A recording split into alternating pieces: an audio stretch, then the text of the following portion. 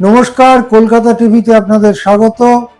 আমি আশিস চট্টোপাধ্যায়। এইমাত্র যে খবর আমরা পাচ্ছি তা অত্যন্ত দুশ্চিন্তার এবং চাঞ্চল্যকর খবর।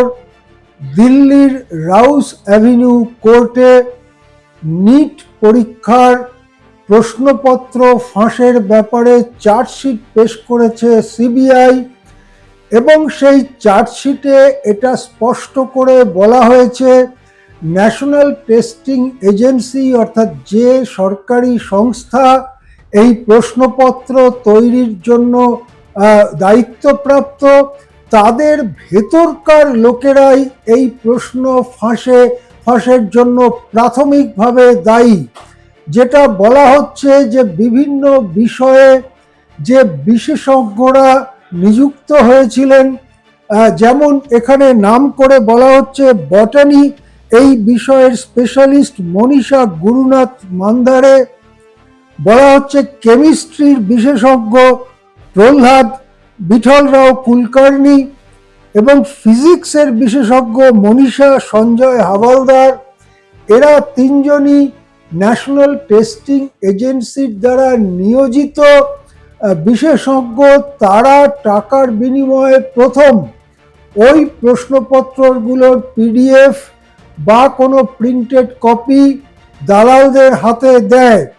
দালালরা সেই প্রিন্টেড কপি বা পিডিএফ সেগুলো বিভিন্নভাবে ডিস্ট্রিবিউট করতে থাকে পরীক্ষার্থীদের মধ্যে। বিপুল টাকার বিনিময়ে সেগুলো পরীক্ষার্থীদের মধ্যে ছড়িয়ে দেওয়া হয় এবং সমস্তটা মিলিয়ে কোটি কোটি টাকার লেনদেন হয়েছে বলে মনে করা হচ্ছে।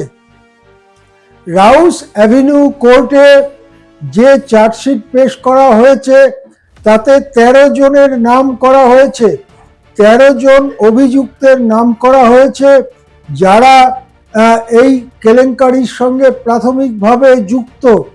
এর থেকে আন্দোলনকারী অর্থাৎ ককরোচ জনতা পার্টি সহ ভুক্তভোগী ছাত্রছাত্রী তাদের অভিভাবকদের যে আন্দোলন, সেই আন্দোলনের মূল কথাটাই সামনে চলে এসছে যে ন্যাশনাল টেস্টিং এজেন্সি সরকারের সংস্থা, সেই সংস্থা দায়ী না থাকলে এই ধরনের প্রশ্নপত্র বারবার ফাঁস হয়ে যাওয়া সেটা কখনোই সম্ভব নয়।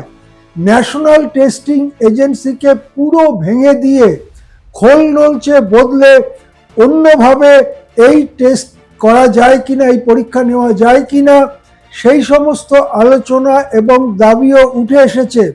অনেকে মনে করছেন সারা ভারতব্যাপী একটা পরীক্ষা না নিয়ে রাজ্য ভিত্তিতে আগে যেমন পরীক্ষা হতো সেই রকম ব্যবস্থায় ফিরে যাওয়া উচিত।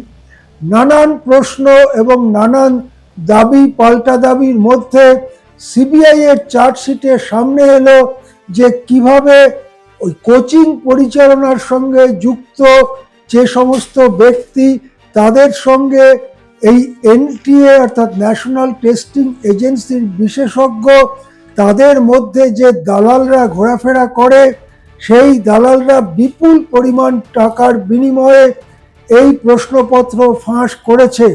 এখন সম্ভবতই এই নিয়ে বিচার শুনানি প্রক্রিয়া শুরু হবে।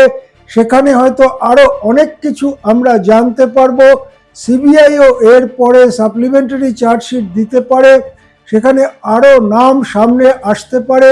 সব মিলিয়ে অত্যন্ত উদ্বেগজনক এবং চাঞ্চল্যকর তথ্য হচ্ছে এই সিবিআই নিজেই তাদের চার্জশিটে স্বীকার করে নিল যে এনটিএর বিষয়ভিত্তিক বিশেষজ্ঞদের একাংশ এই প্রশ্ন ফাঁসের ঘটনায় জড়িত।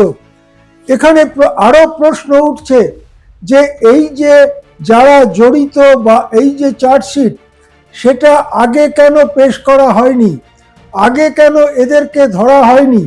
দেশব্যাপী একটা আন্দোলন, দিল্লিতে বিশাল জমায়েত, সংসদ অভিযান, পুলিশি হামলা, এত কাণ্ড হওয়ার পরে বারবার সংসদ অচল হয়ে যাওয়া, এত কাণ্ড হবার পরে দিল্লির রাউস অ্যাভিনিউ কোর্টে কেন এই চার্জশিট পেশ করা হলো?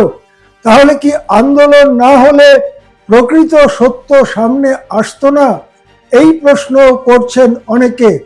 এখন দেখার পরবর্তী পদক্ষেপ হিসেবে কোর্ট কোন পথে যায়, কোর্টের বিচার কোন পথে যায় এবং সিবিআই পরবর্তী কোনো চার্জশিট পেশ করে কিনা। এখন এ পর্যন্তই। দেখতে থাকুন কলকাতা টিভি।